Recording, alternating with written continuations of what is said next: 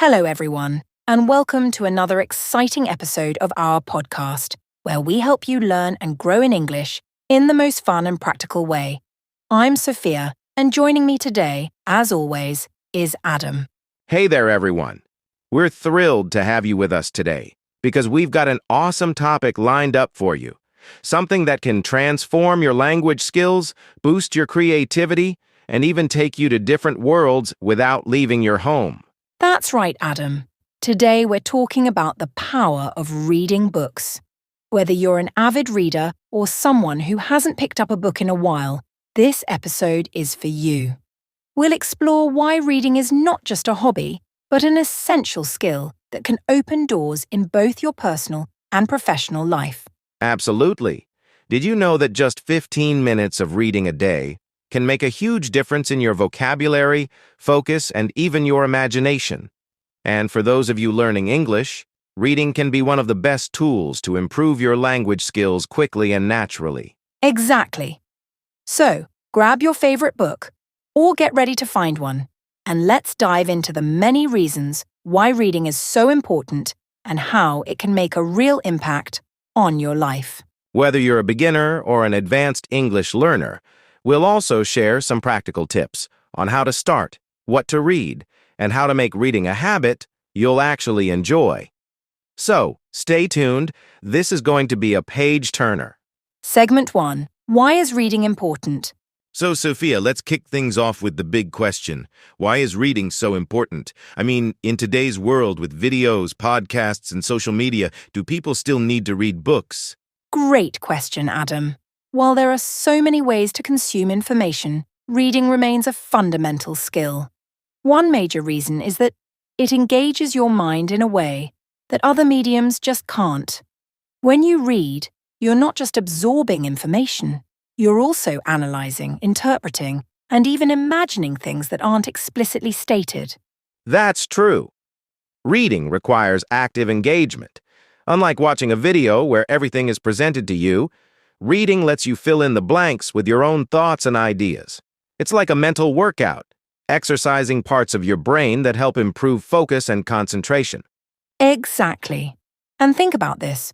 When you're reading a book, you're often exposed to new words and phrases that you might not encounter in everyday conversation, or even in other media. It's one of the best ways to naturally expand your vocabulary. Right. And for English learners especially, that's a huge deal. Every new word you learn through reading is a word you're likely to remember because you've seen it in context and you've worked to understand it yourself. Yes, and beyond language learning, reading also improves critical thinking. Whether you're reading fiction or non-fiction, you're constantly questioning, evaluating, and reflecting on what you're reading. It's a skill that's valuable in both personal and professional life. And don't forget that reading can be a way to relax and reduce stress. There's something special about diving into a book and escaping into another world.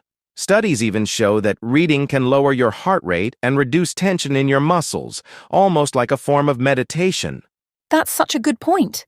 It's not just about learning. Reading can be a form of self-care too. And in today's fast-paced world, who couldn't use a bit of that? So whether it's for learning, relaxation, or improving your mental agility, reading is one of the most powerful habits you can develop. It's more than just entertainment. It's a tool for growth. Absolutely. And the best part is there's a book out there for everyone, whether you love stories that take you on adventures or non-fiction that teaches you something new, the possibilities are endless. So now that we've laid out why reading is so important, let's move on to how it can specifically help you improve your language skills, especially if you're learning English. Segment 2. How reading improves language skills. Adam, I think we can both agree that reading is one of the best tools for anyone learning English, right? Absolutely, Sophia. When you read, you're exposed to so much language input all at once. Grammar, vocabulary, sentence structure, and even the rhythm of the language. You get to see how native speakers naturally use English, and it's something you can't get from just studying rules in a textbook. Exactly. And what's amazing about reading is that you see the language in context. When you encounter new words or expressions in a book, you also see how they're used in real sentences. This makes it easier to remember and understand compared to just memorizing words out of a dictionary. Yes, context is key. You're not just learning words, you're learning how they fit into the bigger picture. Plus, you start to see patterns in how sentences are formed, which helps with your grammar too. And the best part? You don't even realize you're learning. Right. And for beginners, reading can be less intimidating than speaking or listening. You get to control the pace, go back and reread sections, and really take the time to absorb what you're learning. There's no pressure to respond like in a conversation.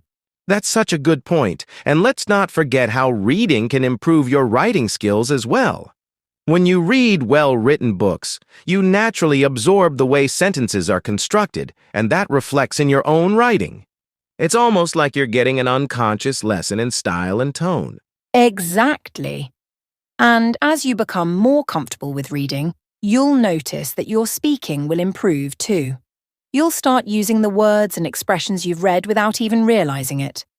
It's all about immersing yourself in the language. And one more thing.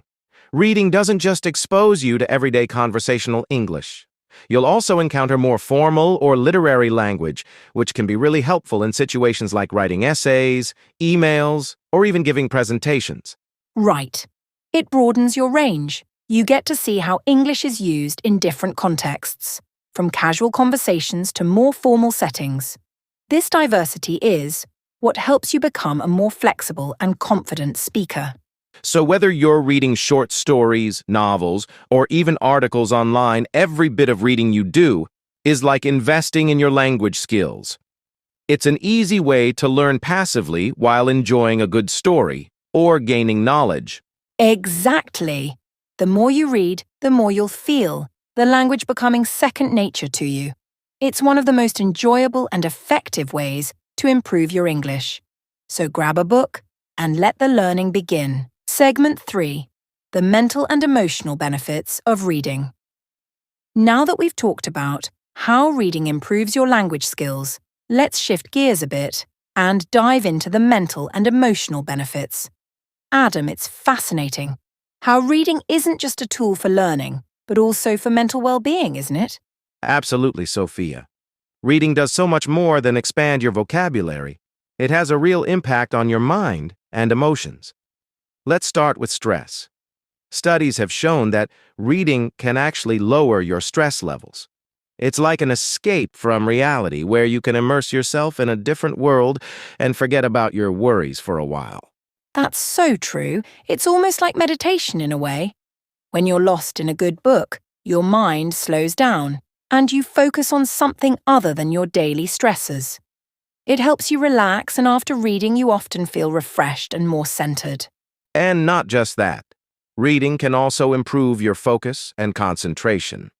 In today's world, with constant distractions from our phones and social media, sitting down to read a book requires deep concentration. The more you read, the better you get at focusing, and that can carry over into other parts of your life, whether it's studying or working.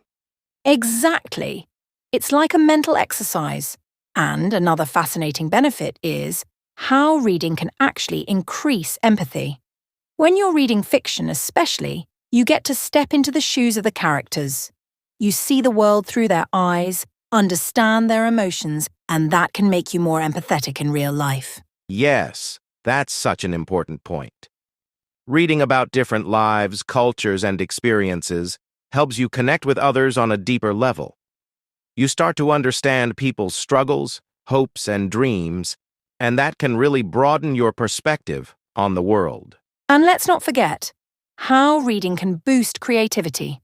Especially when you read fiction or even non-fiction, that presents new ideas. Your mind starts to think in new ways. You imagine possibilities, solutions, or different worlds, and that can spark your own creativity. Absolutely. Whether you're reading a mystery, a fantasy novel, or even a self-help book, your brain is constantly engaged in thinking, imagining, and solving problems. It's a fantastic way to keep your mind sharp. So, really, reading is not just a passive activity, it's an experience, that nurtures your emotional well-being, strengthens your mental focus, and even makes you more empathetic. It's a simple habit with incredible rewards for your mind and heart. Exactly. And now that we've covered how reading can improve your mind and emotions, let's talk about what kinds of books are best for English learners and how you can get started with reading at any level. Segment 3. The mental and emotional benefits of reading. We've talked about how reading can improve your language skills, but let's shift gears a bit and explore how reading affects your mind and emotions. Adam, reading isn't just about learning, is it? Not at all, Sophia. Reading has some incredible mental and emotional benefits that go way beyond language acquisition. For starters, it's been shown that reading regularly can reduce stress levels significantly. Imagine coming home after a long, tiring day and just getting lost in a good book. It's like pressing the reset button for your brain. Exactly. Studies have shown that just 6 minutes of reading can reduce stress by up to 68%. It's almost like a form of meditation. When you're fully engaged in a story, your mind disconnects from the worries of the day and you can really relax. That's such an amazing stat. And it makes sense. When you're reading, your brain focuses on the story, the characters, or the information at hand, which helps push aside negative thoughts or anxieties. It's like giving your brain a break from the constant overload we get from social media and work. Exactly. And it's not just stress relief. Reading also enhances focus and concentration. In today's world, we're so used to multitasking and short bursts of information, but reading requires sustained attention. The more you read, the better your ability to focus on one thing at a time. That's so true. When you're reading a book, especially something that draws you, you're training your brain to concentrate for longer periods.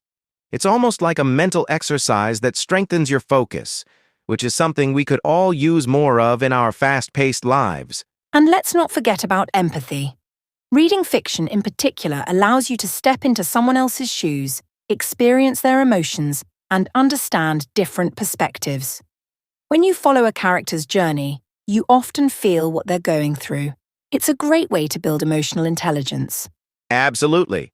You get to live someone else's life for a little while, and that opens your mind to new viewpoints and experiences. This ability to understand and empathize with others can have a positive impact on your relationships in real life too. And there's also the emotional satisfaction that comes from reading. Whether it's the excitement of a plot twist, the joy of learning something new, or the comfort of reading a familiar book, reading taps into a wide range of emotions that can uplift your mood. Right, and that feeling of accomplishment when you finish a book is something special. It boosts your self-esteem and gives you a sense of pride in what you've achieved. You've invested your time, and now you have this new knowledge or story. That's a part of you. Exactly, Adam. So reading doesn't just make you smarter, it also makes you calmer, more empathetic, and emotionally fulfilled. It's one of those habits that can truly enrich your life in so many ways. So whether you're picking up a novel, a biography, or even an article, remember that it's not just an investment in your mind. It's an investment in your emotional well-being too. Segment 4. Types of books to read for English learners. All right, now that we know how powerful reading is for both language learning and personal growth, let's talk about something practical. What types of books should English learners start with? Adam, what's your advice for beginners? For beginners, I always recommend starting with graded readers. These are books specifically designed for English learners, and they're usually categorized by levels: beginner, intermediate, and advanced. The great thing about graded readers is that they use simple language, but still tell engaging stories, so you can enjoy reading without feeling overwhelmed. That's a great point. Graded readers are perfect because they gradually build up your confidence.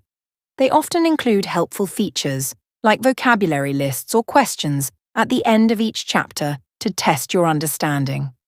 So, You're not just reading, you're learning actively. Exactly. And for those who are a bit more advanced, another great option is to read young adult, YA novels. The language in YA books is more accessible than in adult fiction, but the stories are still exciting and full of interesting characters.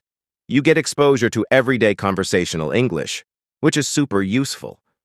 Yes, YA novels are fantastic. They cover a wide range of genres too, from adventure to romance to science fiction, so there's something for everyone. A lot of these books also deal with relatable themes like friendship, love, and personal growth, which makes them easy to connect with. And if you want something even more practical, non-fiction books are a great option as well. Books on personal development, self-help, or even biographies can be really inspiring, while also improving your vocabulary, especially with real-world topics. Exactly. Non-fiction is a great way to learn about specific subjects while working on your English. It's a win-win. And for those who are into learning something new, reading science, history, or travel books can give you both language and knowledge. Another tip for intermediate learners is to try reading short stories. They're less intimidating because they're, well, short. You can finish a story in one sitting, which gives you a sense of accomplishment. Plus, short stories often introduce interesting vocabulary and new concepts without the long commitment of a novel. Yes. And for those who want to challenge themselves, you can even try reading classic literature. Many classics are written in a more formal style, but they're a great way to deepen your understanding of the language and culture. Definitely. Authors like George Orwell, Jane Austen, or Mark Twain write in a way that's rich in language, but also very rewarding. And for advanced learners, it's a great way to immerse yourself in literature that has shaped the English-speaking world. And don't forget about audiobooks.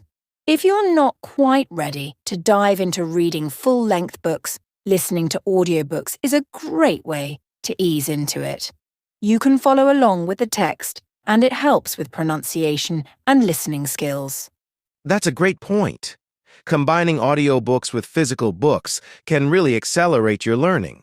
So whether you start with graded readers, YA novels, or even classics, the key is to find something you enjoy. Reading should be fun, not a chore. Exactly. So don't be afraid to explore different genres and formats until you find what excites you. The more you enjoy reading, the easier it'll be to build it into your routine and improve your English along the way. Segment 5. How to make reading a habit. Now that we've covered the types of books to read, let's talk about something really important. How to make reading a habit.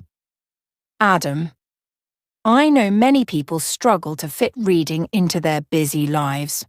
What tips do you have for them? Great question, Sophia. One of the first steps to making reading a habit is to set a specific reading goal. This could be as simple as committing to read for just 10 to 15 minutes a day.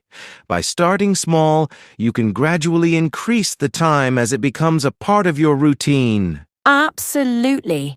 Setting a realistic goal makes it less intimidating. You can also keep track of your progress, whether it's through a reading journal or an app.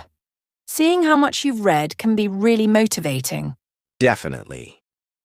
And another tip is to create a designated reading space. Find a comfortable spot in your home where you can sit down with your book, somewhere cozy and free from distractions. This signals to your brain that it's time to read. I love that idea.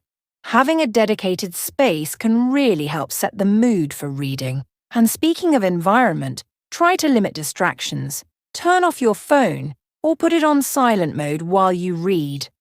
This way you can fully immerse yourself in the story without interruptions. Exactly. Another effective strategy is to incorporate reading into your daily routine. For example, you could read during your morning coffee, on your commute, or before bed.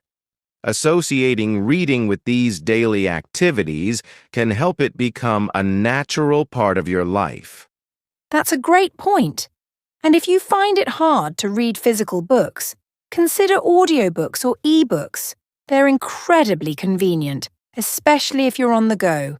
You can listen to an audiobook while doing chores, exercising, or even commuting. Yes, and ebooks have the added benefit of being portable. You can carry an entire library with you on your phone or tablet, making it easy to fit reading into any part of your day. Another important aspect is to choose books that genuinely interest you. If you're excited about what you're reading, you'll be more likely to pick up that book again and again. Don't force yourself to read something just because it's popular or good for you. Find what sparks your interest. That's so true. And to keep the momentum going, consider joining a book club or finding a reading buddy. Discussing what you're reading with others can enhance your experience and keep you accountable. Yes, having a community can make reading even more enjoyable. Plus, it exposes you to different genres and perspectives you might not have considered before. And don't forget to celebrate your achievements. Whether you finish a book or reach a reading goal, take a moment to appreciate what you've accomplished. This can help reinforce the habit and motivate you to keep going. Absolutely. Remember, the key to making reading a habit is consistency. Even if it's just a few pages a day, that little bit adds up over time. The more you read, the more it becomes a natural part of your life. And that wraps up our discussion on how to make reading a habit. We've explored some great strategies to incorporate reading into your daily life and how it can truly become something you enjoy. Exactly! If you found this video helpful, don't forget to give it a like and share it with your friends. And of course, subscribe to our channel so you don't miss any of our upcoming episodes. Let us know in the comments what books you're planning to start with or share your own tips on building a reading habit. Thanks for watching. And remember, make reading a regular part of your day and lose yourself in the wonderful world of books. We'll see you in the next episode. Take care and happy reading.